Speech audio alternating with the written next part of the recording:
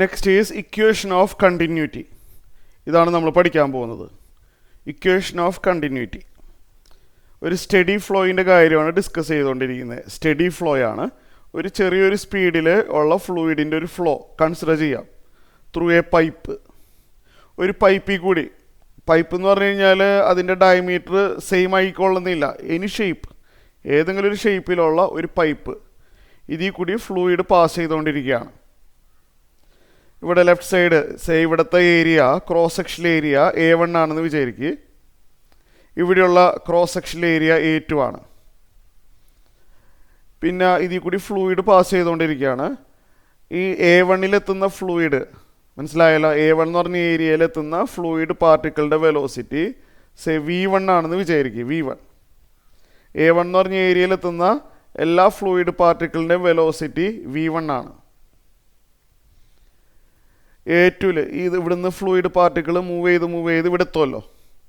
ഇവിടെ എത്തുമ്പോൾ ഈ A2-ൽ എത്തുന്ന ഫ്ലൂയിഡ് പാർട്ടിക്കിളിൻ്റെ വെലോസിറ്റി V2 ആണെന്ന് വിചാരിക്കുക.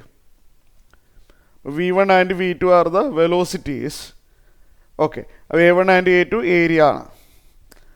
അപ്പോൾ ഇക്വേഷൻ ഓഫ് കണ്ടിന്യൂറ്റി എന്ന് പറഞ്ഞു കഴിഞ്ഞാൽ ഇവിടുന്ന് ലീക്കൊന്നുമില്ല, ഈ പൈപ്പിൽ നിന്ന് ലീക്കൊന്നുമില്ല. അപ്പോൾ അതൊരു കണ്ടിന്യൂസ് ഫ്ലോ ആണെന്ന് നമുക്ക് പറയാം. ശരിയല്ലേ? There is A continuous flow. ഇവിടെ ബ്രേക്ക് ആയിട്ട് പോവുകയാണെന്നുണ്ടെങ്കിൽ ഇറ്റ് ഈസ് ഡിസ്കണ്ടിന്യൂസ് ഫ്ലോ അല്ലേ?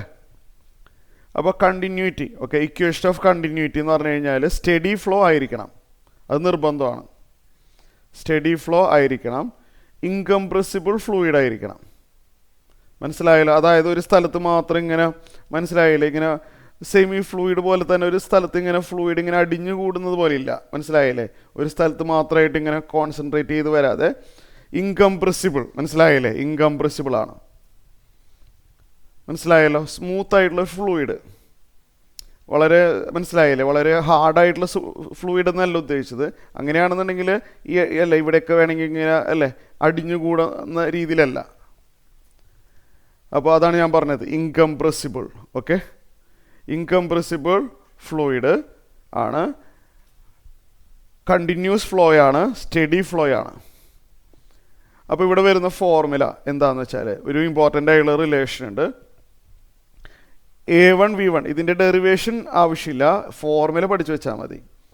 A1 V1 അതായത് ഏരിയ ഇൻറ്റു അവിടുത്തെ velocity equal to A2 V2. A1 V1 equal to A2 V2 ആയിരിക്കും. ഇതിനെ പറയുന്ന പേരാണ് equation of continuity. A1 V1 equal to A2 V2. ഇതെന്ന് പറഞ്ഞാൽ ഇതിൻ്റെ മീനിങ് എന്താണെന്ന് വെച്ചാൽ it is the flow rate. It is said to be the flow rate.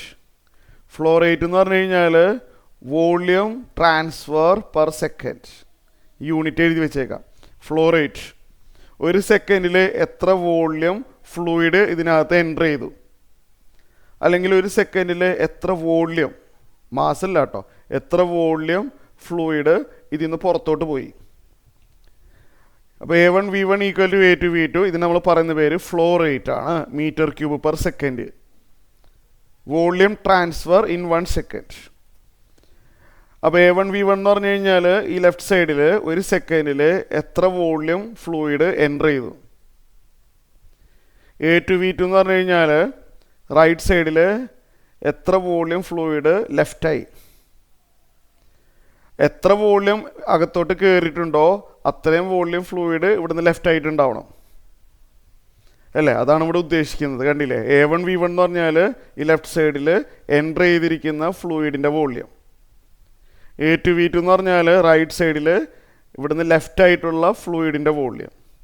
അത് രണ്ട് സെയിം ആയിരിക്കും. എത്ര വോള്യൂം അകത്തോട്ട് കയറിയിട്ടുണ്ടോ അത്രയും വോള്യൂം തന്നെ പുറത്തോട്ട് പോയിട്ടുണ്ടാവും.